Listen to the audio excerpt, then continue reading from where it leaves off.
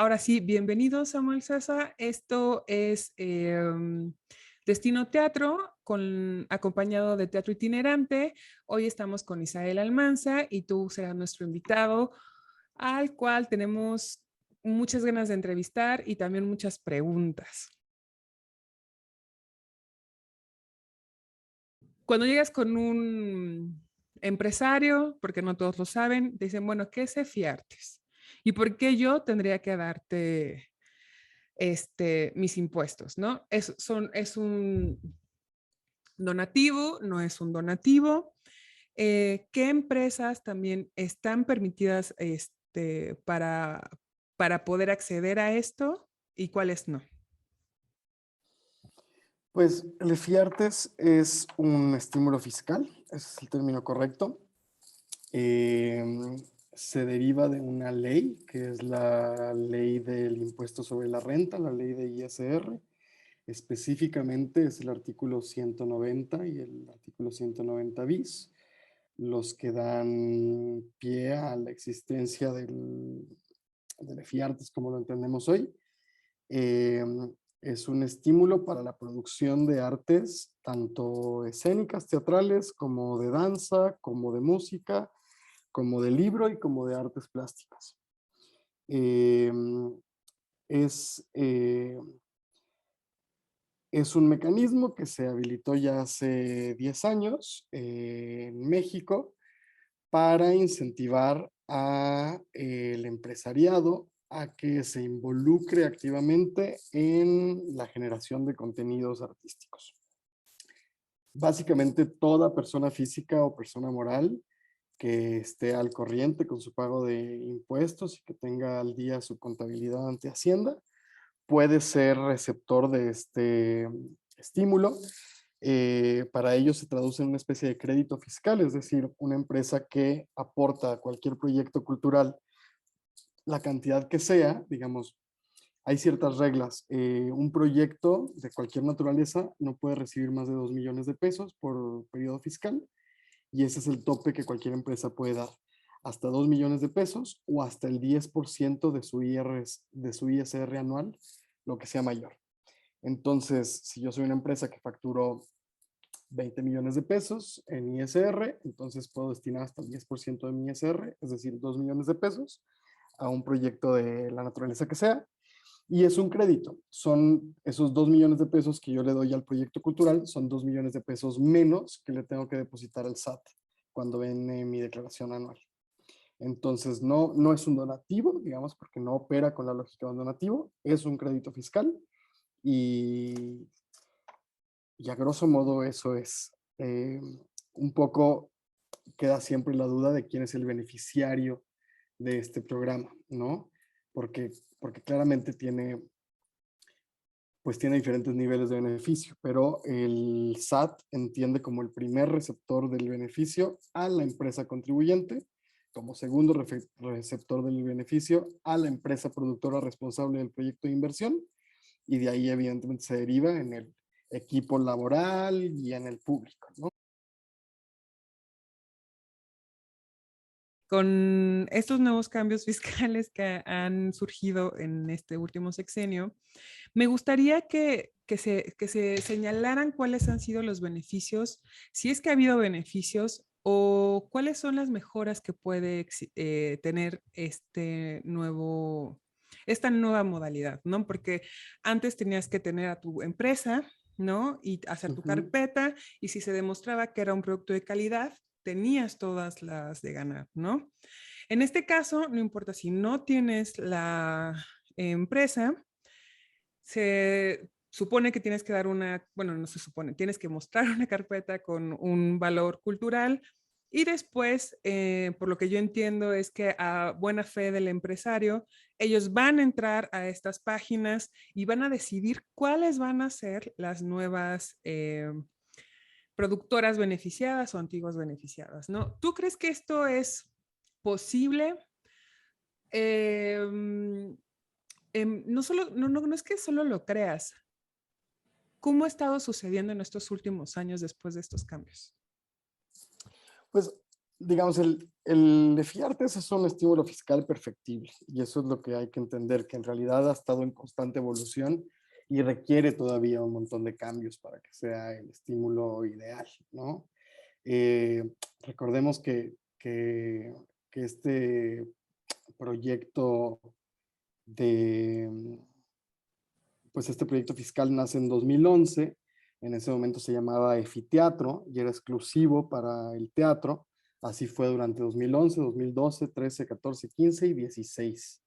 Fue hasta 2017 que se amplió al EFIARTES e incluyó a todos estos disciplinas.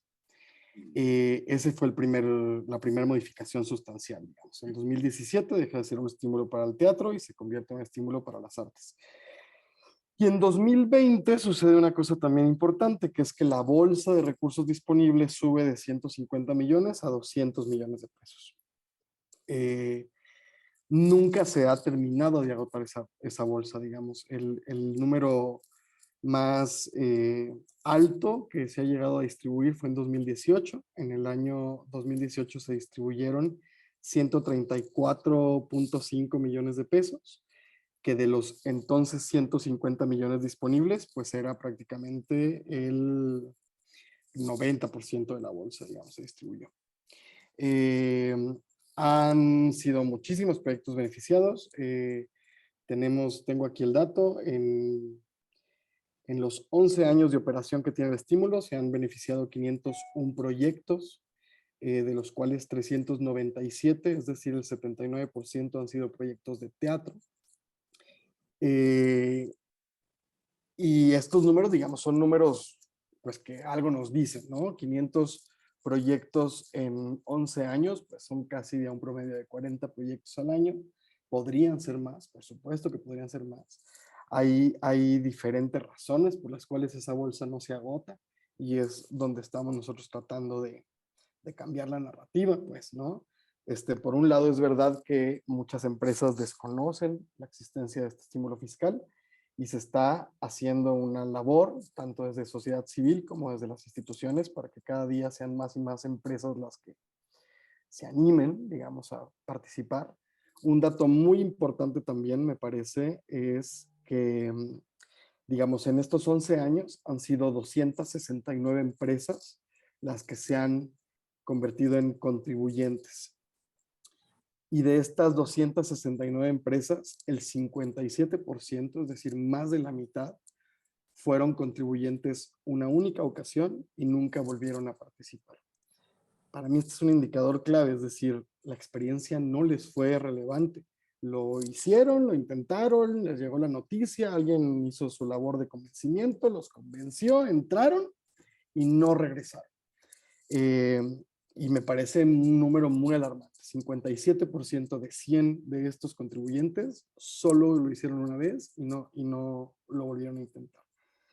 Eso claramente habla mal de la comunidad artística, digamos. Nosotros tendríamos que ser constantes y seductores y demostrar con hechos la valía de que ellos participen y no lo estamos logrando, y eso creo que es un indicador fuerte para nosotros, los productores, los hacedores. Por otro lado, también creo que la última modificación que sucedió a la forma en la que operaba el estímulo fiscal, digamos, este fue un cambio en 2019. Antes tú tenías que hacer una labor de gestión por tu cuenta, salir a buscar al contribuyente, convencerlo de que fuera tu aportante, y entonces presentaban de la mano como como un binomio, presentaban el proyecto, ¿no? Entonces decían, yo, fulano de tal, soy la entidad productora y mi contribuyente es la empresa tal. Y juntos venimos a presentar este proyecto. Y entonces el proyecto era evaluado y si el proyecto resultaba aprobado por sus valores artísticos y por su documentación administrativa, entonces el proyecto era susceptible de que la empresa transfiriera los recursos prometidos a la entidad productora.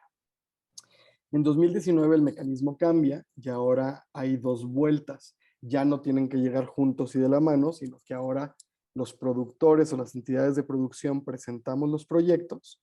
Los proyectos son preaprobados, es decir, pasan como el filtro administrativo, pasan el filtro artístico, y entonces se publica una lista de proyectos que son susceptibles de recibir contribuyente.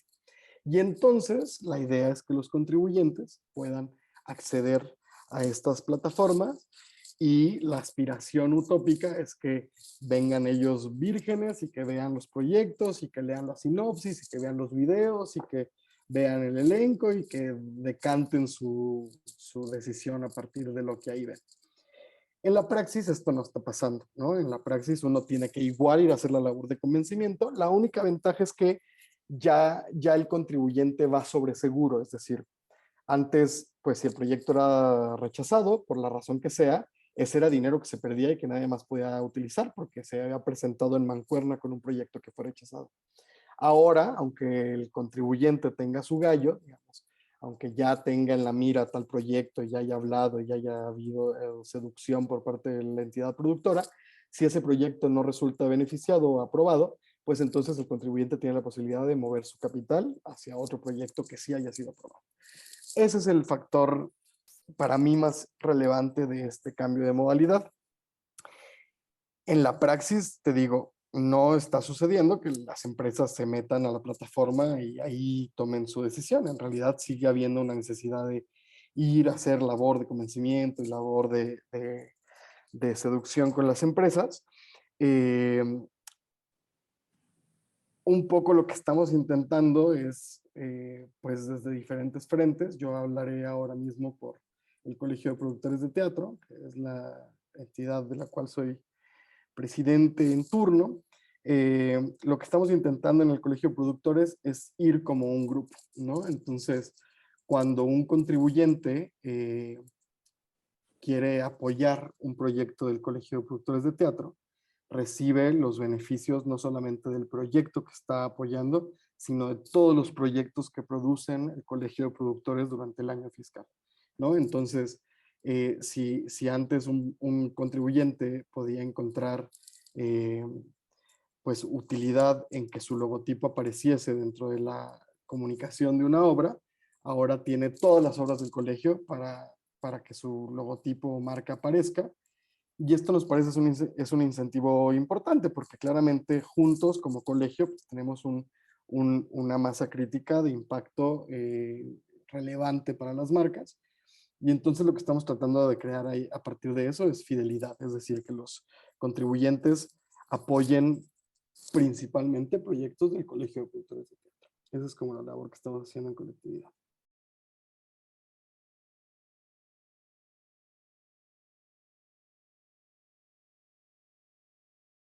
Pues la bolsa no se está agotando por diferentes razones. Por un lado, es verdad que muchas empresas, muchos contribuyentes no le ven el atractivo todavía porque hay un acto de molestia, digamos, implícito en todo el proceso. Las empresas tienen que estar al día con el SAT, cosa que ya de entrada es un requisito que muchas empresas no cumplen. Hay una sensación de que van a ser fiscalizados a partir de meterse en una cosa de esta naturaleza. Y la realidad es que no, la realidad es que únicamente tienen que estar al día, pues, ¿no? Pero siempre hay temor, como de, pues sí, hay un temor del SAT. Y tampoco ven el costo-beneficio, como que muchas empresas en realidad dicen, mira, a ver, tengo que poner a trabajar a mis contadores, entregarte información sensible, darme de alta en la página, estar pendiente de las fechas. La persona que tiene la FIEL, que es como un documento muy importante para toda empresa, tiene que conectarse con su contraseña, ¿no? Entonces aunque nos pudiera parecer un acto de molestia simple, digamos, para muchas empresas que están como muy,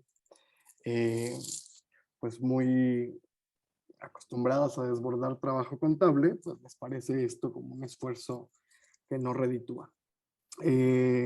Hay mucho desconocimiento también, digamos, debería de haber desde la institución un esfuerzo por socializar estos programas, porque es distinto cuando uno como sociedad civil se acerca a las empresas y les dice, mira, existe esto, y como que dicen,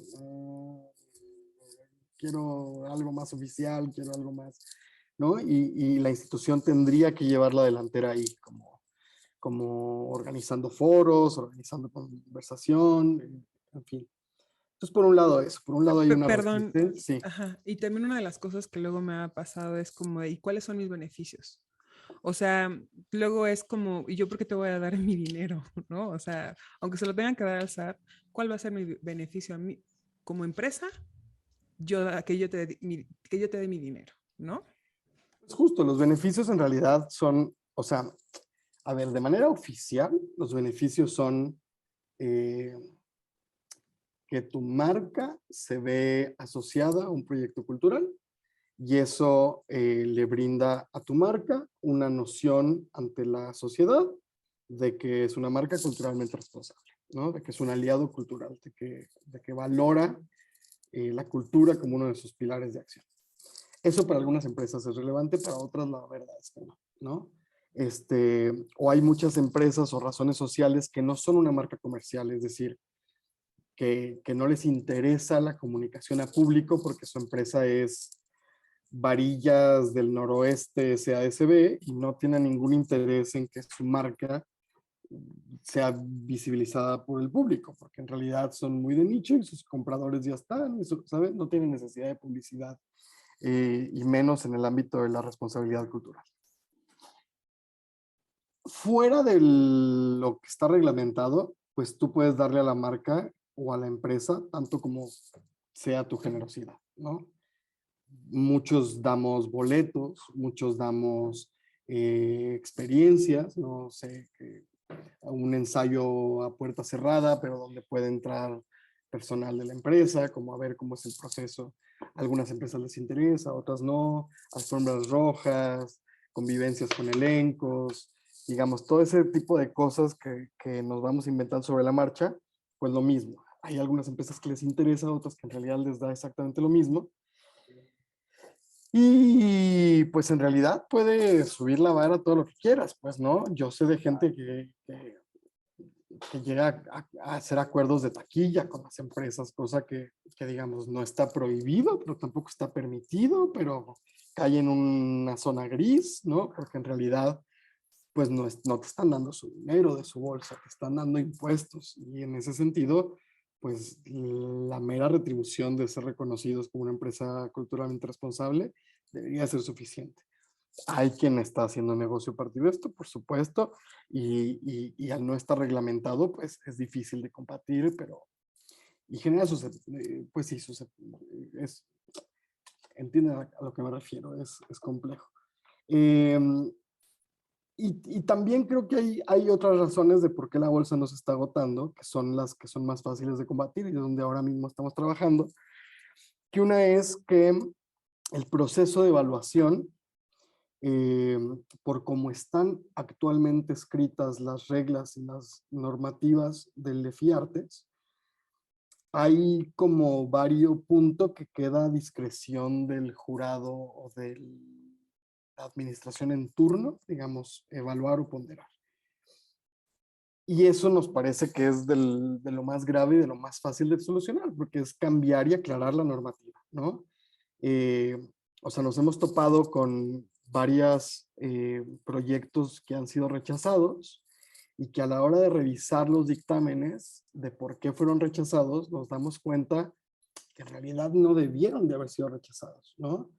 Y hago la aclaración porque los proyectos, digamos, pasan por un filtro administrativo que hasta donde entendemos recae en personal del INVAL. Y una vez que pasan ese filtro, entonces ya llegan a jurados y entonces ya tienen una evaluación artística. Ahí es donde se están quedando un montón de proyectos, ¿no? Que no llegan ni siquiera a ser revisados por jurados porque alguien en el INVAL ya los tachoneó porque encontró algo que medio ambiguamente ellos dicen, esto ya es motivo suficiente para descartarlos. Y lo que nosotros estamos revisando es que en realidad no es tan claro el por qué están rechazándolos.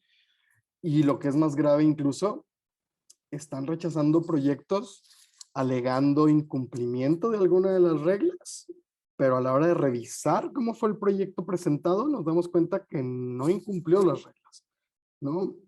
Por ponerte un ejemplo, hemos encontrado dictámenes donde dicen que la empresa productora no presentó el número de cédula del contador que realizará la auditoría, ¿no?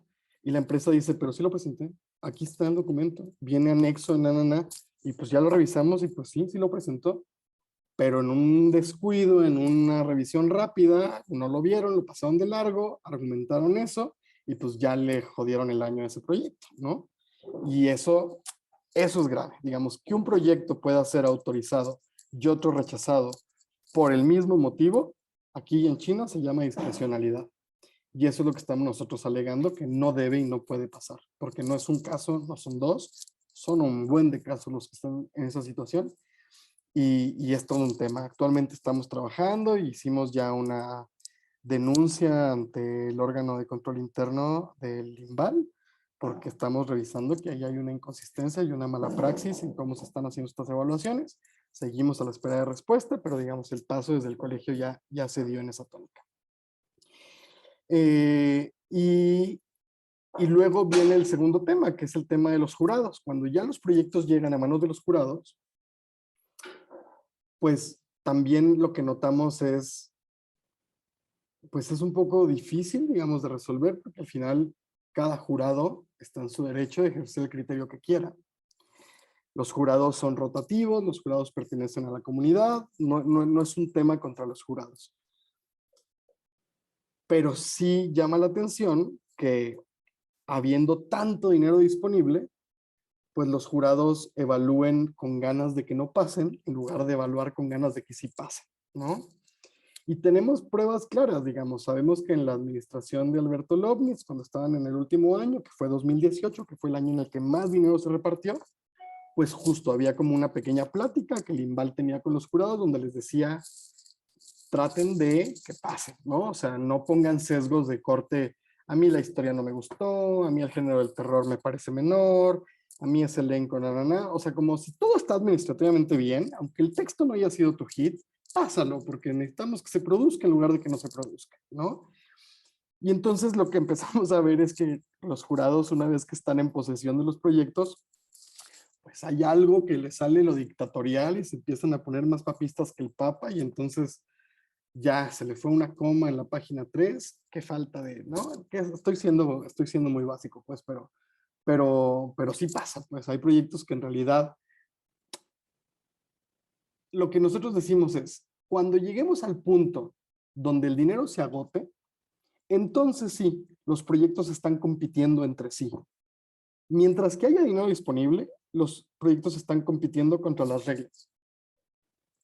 Y en ese sentido hay que tratar de pensar en estos estímulos como una oportunidad y no como un lastre, ¿no? Y eso tiene que ver con política fiscal. También sentimos que desde el SAT y desde Hacienda hay una línea de, pues, de distribuyan lo menos posible, ¿no? Porque claramente el país está en crisis y se requiere dinero en todos lados y entonces lo que se pueda ahorrar de aquí, pues se va a ir para otro lado, ¿no?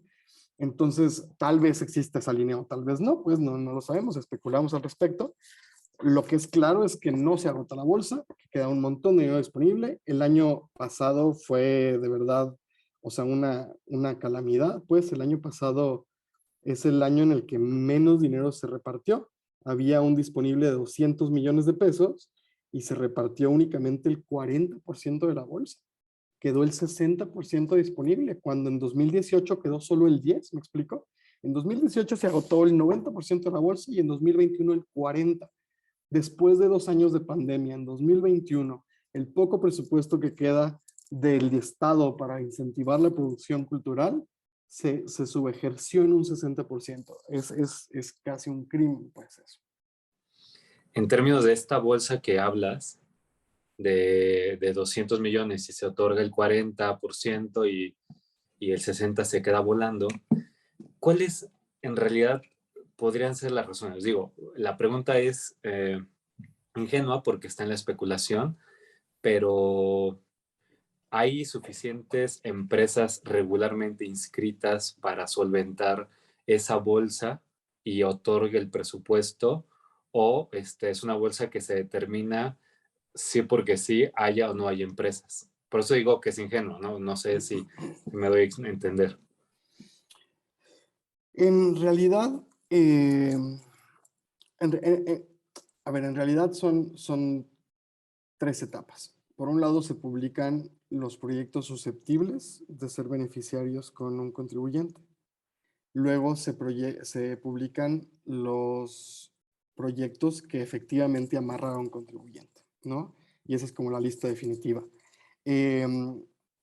Nosotros nos dimos cuenta del subejercicio desde la primera vuelta. Es decir, cuando publicaron los proyectos susceptibles de recibir contribuyente, ya en ese momento ya estaba subejercida la bolsa. ¿Me explico? No es que eligieron un chingo de proyectos y a la hora de ir por contribuyente no encontraron. No, no, no. Desde que publicaron la lista de proyectos susceptibles, ya era menos de los 200 millones que estaban dispuestos. Muchos proyectos efectivamente se quedaron en el camino y no encontraron contribuyente. También la nueva modalidad, que es la modalidad 2019, plantea que un proyecto que digamos que fue autorizado en 2021, que no encontró contribuyente en 2021, tiene pase directo a la lista de proyectos preautorizados 2022. ¿Me explico? Ya no tiene que volver a ser evaluado o no con el... Bueno, no sabemos porque en realidad es la primera vez que sucede este cambio de modalidad. Entonces no sabemos bien a bien cómo es que los proyectos van a tener ese pase directo o no. Hasta ahora que publiquen los resultados de la primera vuelta de este año, bueno, de la única vuelta de este año, sabremos si efectivamente esos proyectos que se quedaron volando el año pasado fueron considerados en este año. Entonces, bueno, respondiendo a tu pregunta, no es un asunto de falta de empresas, es un asunto de modelo de evaluación. ¿Cómo es que llegas realmente a tocar esa puerta y que te la abro? Pues el camino es el camino lógico, en realidad. Es levantar el teléfono, y empezar a hacer llamadas y llegar al decision maker dentro de la empresa, ¿no? Es verdad que hay un montón de artistas, de productores que por alguna razón de privilegios tienen contacto directo con alguna persona dentro de una empresa y entonces hagan lo que hagan, digamos, ya tienen el sí de la empresa del tío, ¿no? Bueno, qué bueno y qué bien por su privilegio, eso va a pasar siempre. Hay muchos otros que más bien trabajan con brokers, ¿no? Y hay brokers que todo el mundo conoce, que no tienen exclusividad, que trabajan con quien sea.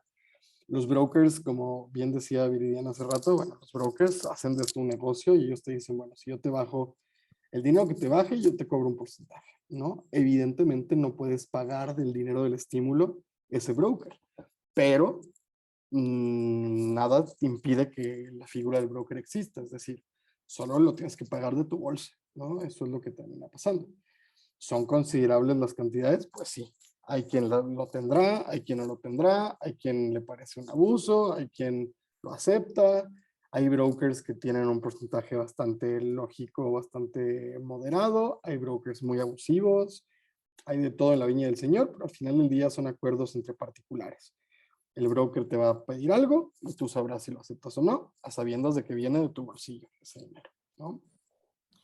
Entonces, ¿Y cómo lo seduces? Entonces, o sea, esto es como el tío, la tía, el productor, pero yo soy alguien que no tiene acercamiento con un broker, agarro mi teléfono, digo, oye, tengo un montaje increíble que te va a encantar.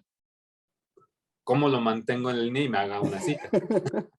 pues Porque al final de cuentas, pues ese camino que comentas es el que existe, pero también es el que a final de cuentas está como muy, pues yo diría como sobrevendido, dado, ¿no? O sea, hay muchos hay el broker y está el tío que tiene la empresa. Y es un mundo también muy celoso, ¿no? Es como el productor guarda con mucho recelo también a su broker porque es clave esencial. O sea, a mí me ha tocado que me presentan y es como de, hola Viridiana, y ya se fue. Es como, el misterio.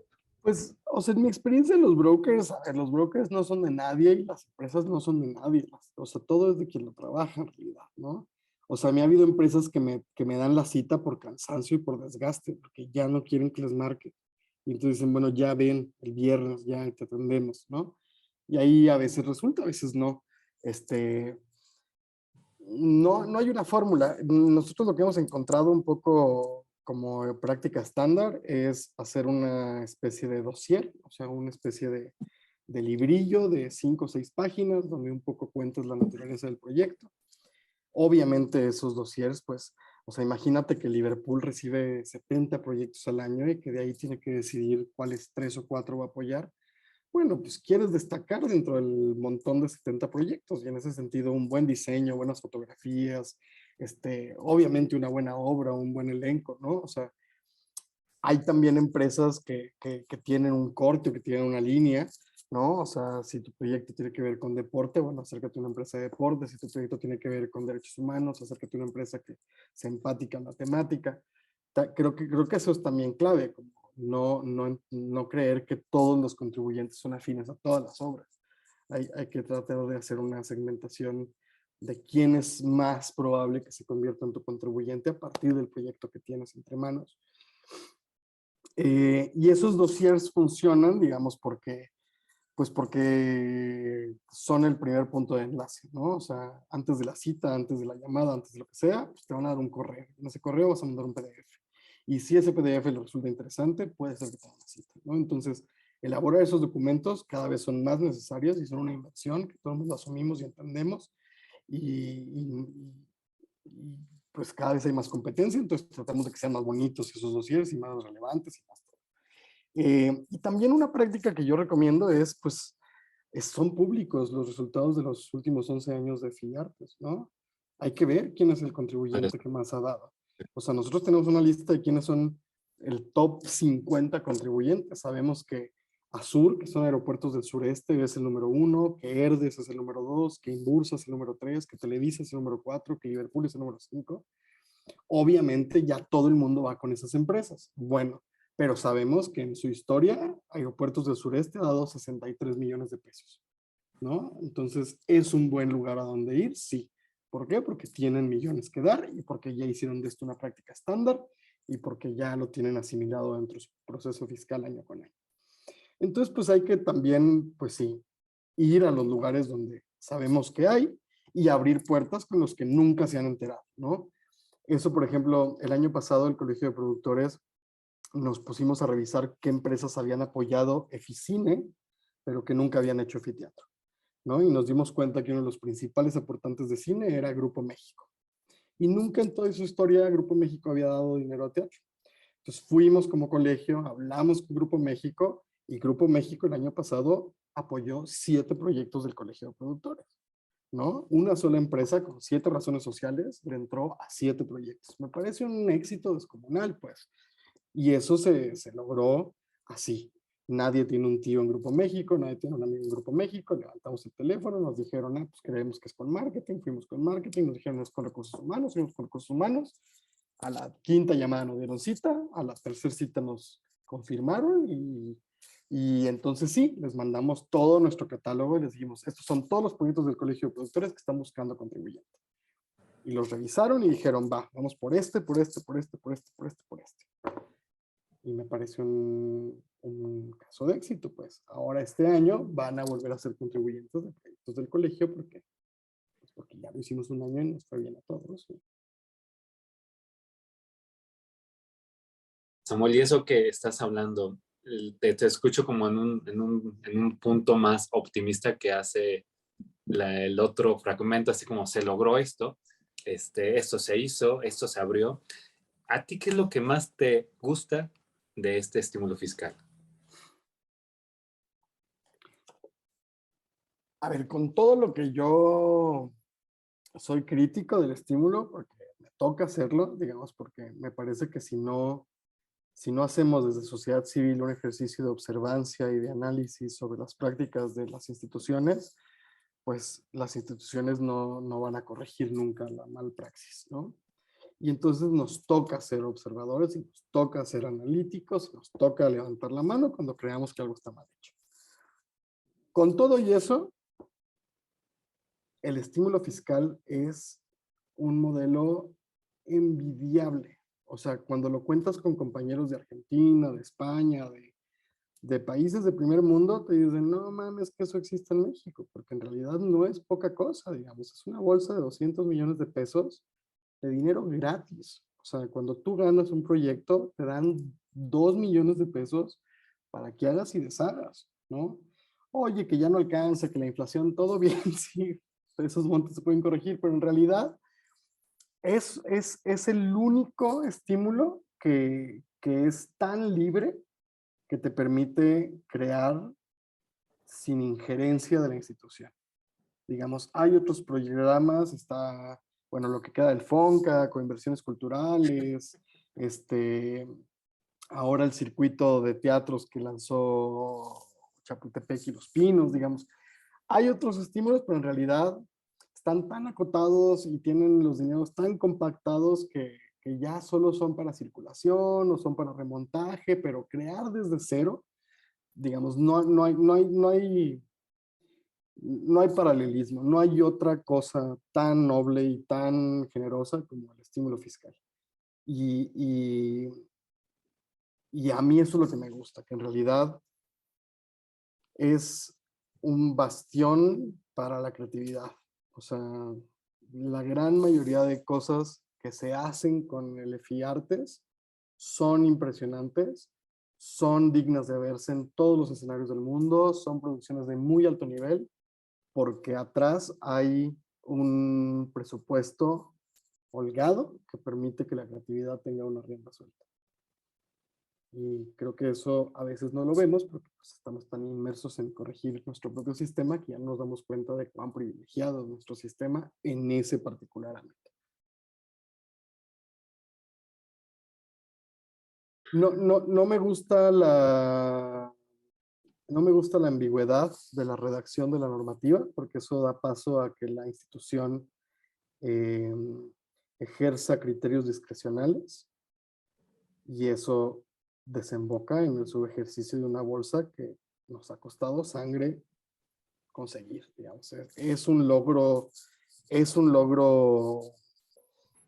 de la comunidad, pues esos 200 millones de pesos nos han costado muchísimo y en realidad no son suficientes para el tamaño del territorio que tenemos. O sea, México es un país tan grande y tan vasto que en realidad 200 millones de pesos es poco para lo que el país necesita y más considerando que hay 5 artes que se mueven a partir de ahí, pues, ¿no? 5 disciplinas artísticas. Entonces eso es lo que no me gusta. No me gusta que haya formas legales y justificadas de seguir subejerciendo y de seguir cerrándole la puerta a proyectos que son perfectamente dignos de pasar la aprobación, pero por cómo está la redacción de las reglas, se escudan en la ambigüedad para cerrarle la puerta. Sí, fíjate que a mí me pasó con un proyecto en IMCINE que justamente tuve la junta y fue de, sí, es cierto, pero inténtalo el próximo año. Y es como me dijeron, nos equivocamos todavía en las reglas, en su síntesis, más bien en su redacción, pero ya el próximo año ya va a quedar claro que eso no debe de suceder.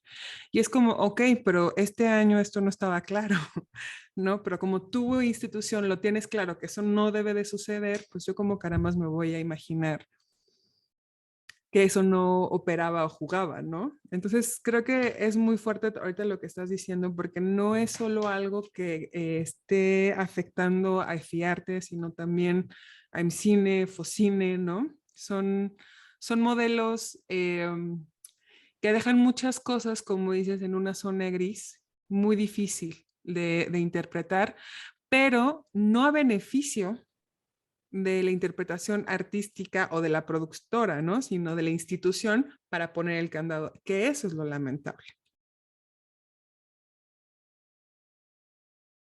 ¿Cómo te imaginas que puede llegar a ser el teatro dentro de 3 años, con todas estas normativas, con todos estos cambios, con todos sus aciertos y desaciertos, y con lo crítico que también eres? ¿Cuál es tu visión? No sé si es apocalíptica, optimista, intermedia. ¿Qué puede llegar a suceder? No, yo soy optimista, yo intento serlo. Yo creo que ha pasado algo en años muy recientes que es importante, que es que nos estamos empezando a organizar como sociedad civil, que es una cosa que de verdad no había pasado, ¿no? O sea, nació primero la red de espacios culturales independientes organizados de la Ciudad de México, luego vino el Colegio de Productores de Teatro, y eso desencadenó una serie de colectividades que son interesantes, Vestuario Escena, el Colegio de Diseñadores Escénicos, la Academia Metropolitana, la ANTI, digamos, hay varios esfuerzos que perfectibles todos, pues, ¿no? Son agrupaciones en ciernes, pero que van siendo pequeños vestigios y pequeños, pues, desde grupos de apoyo, pues, ¿no? Porque en realidad eso terminan siendo muchas veces,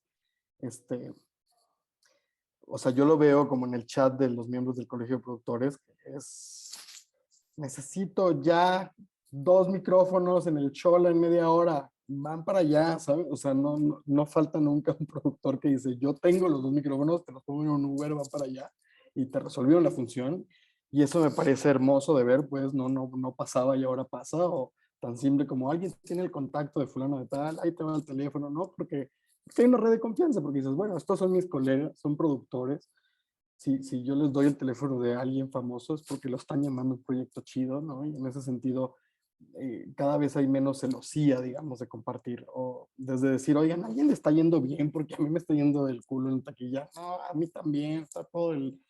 Ese tipo de información que pudiera parecer tonto, pero son buenos barómetros de cómo está la actividad, ¿no? Y por otro lado, eso, están resultando un contrapeso para la institución. Y la institución creo que, digo, al final del día los funcionarios pues, son humanos que también militaban de este lado y por azares del destino ahora están del otro lado del escritorio, pero son falibles y cometen errores y la cagan y creo que nuestro trabajo está en no desde un lugar de reclamo y de soberbia, sino decirles, oigan, ¿qué tal que lo hacemos mejor el próximo año? Oigan, esta convocatoria, la neta está bien pinche y están precarizando a los compañeros, ¿qué tal que le subimos unos pesos para que esté en el límite de la dignidad, ¿no? Entonces, ese tipo de cosas. Y que claro, antes éramos pues voces aisladas haciendo reclamos que no tenían peso alguno y ahora cuando vienen de una agrupación agarran peso y agarran sustancia y eso me parece que está siendo un motor de cambio importante. ¿A dónde va a desencadenar este motor de cambio? Pues no lo sé. O sea, yo sueño con que nuestras agrupaciones sean cada vez más sólidas, sueño con que podamos tener estadística, por ejemplo. No tenemos estadística, nadie mide cómo van los boletos, nadie mide cómo va la asistencia. Calculamos que la media nacional está en 43%, pero en realidad no estamos sacando esa estadística de lo que tenemos a mano. O sea, si pudiéramos organizar bases de datos, si pudiéramos optimizar, y hay como muchos esfuerzos echados a andar por ahí. Se creó la ley de espacios independientes, ¿no? Esa ley ya está legislada, ya existe, está en el... Ay, se me fue el nombre. Bueno, es una ley que aplica ya para la Ciudad de México, no tiene reglamentación, pero se está trabajando en la reglamentación y cuando esa reglamentación esté, va a ser muy importante lo que va a cambiar esa ley. Ahora nos estamos dando cuenta que esa ley está trabada porque la ley de espectáculos públicos está añeja. Entonces no podemos terminar de reglamentar la ley de espacios independientes sin antes modificar la ley de espectáculos públicos, pero ya en agosto viene el primer foro organizado por la Cámara, por el Congreso de la Ciudad de México para desatorar la ley de espectáculos. Entonces son como pequeños pasitos que van agarrando forma y que van dándole sentido a cambiar, a que deje de ser un lastre y una actividad de resiliencia, todo lo que tiene que ver con el arte y la cultura, ¿no? O sea, si estamos por todo el tiempo pregonando que los derechos culturales y que somos capital cultural de América y la chingada, bueno, tendría que estar en legislación sustentado todo eso que pregonamos, ¿no? Entonces sí siento que se está desatorando, sí siento que hay voluntad, sí siento que hay escucha, sí siento que hay colaboración. Es muy lento el proceso y muy frustrante a veces, y mucha gente le entra como con mucho ánimo y empieza a ir a las juntas y cuando se da cuenta que esto es para años, pues deja de ir y va viviendo un ejercicio de relevos, pero también mucha más gente se está politizando y está entendiendo que participar en estos foros que asociarse en estas colectividades es importante. A ver, los miembros del colegio de productores pagamos una cuota mensual por estar ahí, ¿no? Como que todo el mundo al principio le hace una disonancia cognitiva como, ¿cómo? Tengo que pagar y además tengo que trabajar y chingarle para que en 10 años haya beneficios para todos, no nada más para los miembros. Pues sí, ¿no? Es como la peor suscripción del Costco en la vida. Pero hay 60 productores que entendieron que ese era el camino y que ahí están pagando su cuota mensual y yendo a las plenarias y rifándosela para que las cosas vayan moviéndose. Entonces creo que hay esperanza ahí.